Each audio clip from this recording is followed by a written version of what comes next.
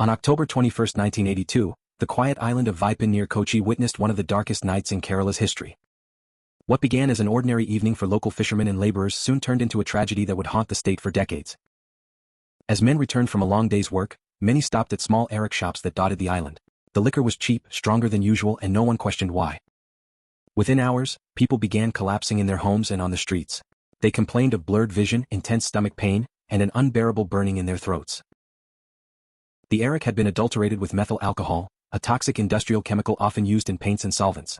What they drank that night was not liquor but poison. By the next morning, hospitals in Kochi were overflowing with victims. Doctors fought to save lives, but for many it was already too late.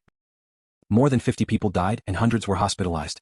Numerous survivors went blind, and many suffered lasting health problems that would follow them for life. In the days that followed, police arrested several local brewers and traders linked to the tainted arrack. A judicial inquiry was launched to trace the source of the liquor and expose the officials who failed to act in time.